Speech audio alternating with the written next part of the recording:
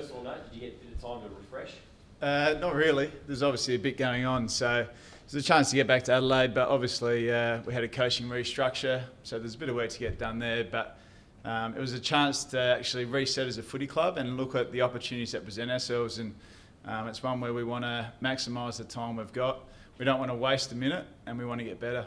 So is that restructure, that's sort of, I guess, a concession that wasn't just as simple as just so many injuries this year to the performance on the field? I think when you're 3-9, you look at all the opportunities that present in front of you, and one of them was around our coaching and areas that we can get better. And as a coaching group, we wanted to look at ways that we could improve our footy club, and we made those changes. We think development's a really big part of our footy club, and we're going back to the core of what we think really drives the performance of our team. Is it something that's been brewing for a while, or had you been thinking about making this restructure for a while, or is it more relatively recent? I've been the last month. Yeah.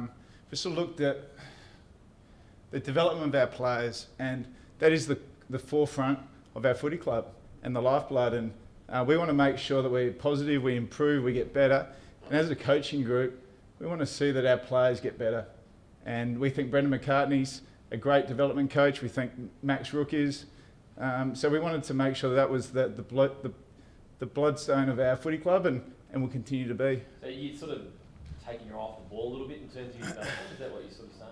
I think we're saying that we want to get better, and we know that development's an important part of that. We think winning's important, and the only way you win is if you improve your players, and as a coaching group, just like our players, we want to see them look at opportunities to get better. And as a coaching group, we looked at it and said, well, how can we get better? And development's one of those things. What does a reset look like on the field? Did you tinker with things in that sense? I think we just want to go back to playing the way that we know we can play, and that's a contested-based game of footy. We're playing a team on the weekend that's in really good form.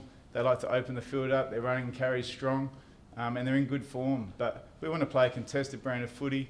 We want to get back to moving the ball in a way that enables that to happen. So it's given us a chance to reset a few areas and train it, and we're looking forward to the weekend. How long will Lever miss? He'll hopefully only miss one. He's got some bone bruising, had an incident in the Collingwood game. It's not his ACL, so that's a real positive for us. And it's a bone bruising. It could be 1 week, it could be 2 or 3, but it's an incident that was unfortunate. It was in the game, it was in the first quarter, and he's obviously disappointed. He wants to play AFL footy, but at the same time, he's got some perspective. It's been a long journey for him. It's been 12 months.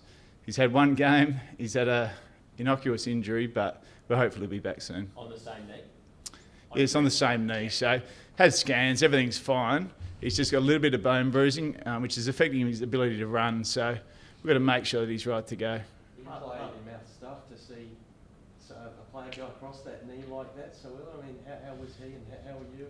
Yeah, look, it is heart in the mouth stuff. You see a guy work so hard after 12 months to work their way back into AFL footy, and that happens in the first 20 minutes of the game. So, full credit to him to play out the game.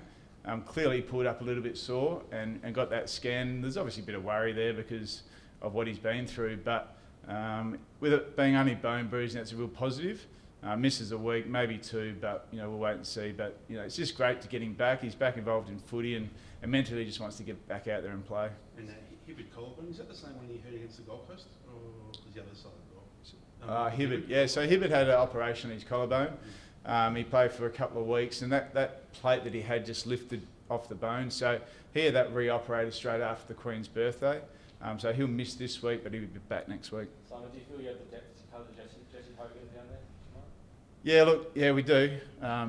Stephen May will play on him, which we're looking forward to seeing, and I think you guys are all looking forward to seeing that. He's 2 really good players. We know both of them intimately, and I think that's going to be a great match-up for our supporters to go and watch. How have you seen his year, Jesse's? I think he's had a strong year. I think he's really worked his way in. He's in some really good form. I really liked the way he played last week. He attacked the ball strongly. So he's someone that we're going to have to be mindful of. But, Stephen May, I thought his game against Collingwood was outstanding, and it's going to be a really good matchup. What do you expect from your passionate MCC members with Jesse? I think they would treat him like a Melbourne person should be. He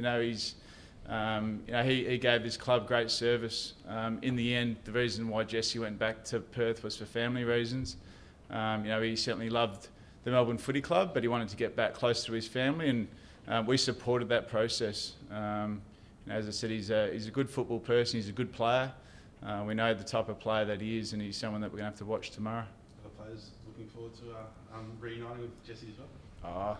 Look, he's got a lot of close friends here, and they stay in contact, I know that. So I'm sure they're looking to playing against each other. How do you get Tom McDonald up and going, Simon? It just hasn't happened for him this year. Yeah, pretty simple. Just get him working hard on his game. He's working incredibly hard. There's been some signs in the last 6 weeks. His game against Collingwood clearly wasn't to the level that he wants, but he's going to keep working hard on his footy, and basically get him jumping at the ball and marking the ball. As soon as he starts marking the ball, Tom McDonald's back into some really good form. So this game's pretty simple. You just got to do the basics well for a long period of time. Have you considered dropping him back to the lower level at any stage? No, we haven't. No, he's an important player for us. He's a leader. We play him as a forward because we've got a very inexperienced forward half. Sam Wiedeman's played 28 games, Mitch Hannon's played 20, Jaden Hunt's only been a 10-game forward. So we need our experienced players out there. We're missing Jake Melksham. We're missing Aaron Vandenberg. So we need Tom McDonald to stand up for us, and that's what we're looking for him to do. How much attention do you put into Michael Walters? He's arguably probably on form one of the best players in the comp, isn't he? He is. I've already given you one with May playing on Hogan. Do you want how many more do you want? Just 2 or 3. Nah, look, you're right. He's a terrific player, but they've got a great midfield, and that's why they're playing some great footy. We've got obviously Mundy, Fife, Walters, Reece Conker. They're all playing some terrific footy through the middle of the ground. Did you urge your players, I guess, to take a bit of stock individually as well over the break, and I guess reassess what they want out of the rest of the year? Yeah, I guess the talk's been about the coaching restructure and the high performance restructure, but the players are no different. We asked our players, similar to what we spoke about with Neil Danaher, is to take responsibility and look at the opportunities. They've looked at their opportunities individually and collectively as a team, as have we as a coaching group, as have we as a high performance team and a management team. And that's what we're looking to do. We're 3-9. We're not happy with where we sit, and we want to make sure we maximise the next 10 weeks to get better. And we're not wasting time. We're not going to wait to the end of the year to reset and get better. We've tried to use the break as an opportunity to reset, look at how we can improve, look at the positives, look at our development, look at our coaching, look at our high performance and say, how can we get better? And we've implemented some things that we think are going to take us forward, and the proof will be in the pudding.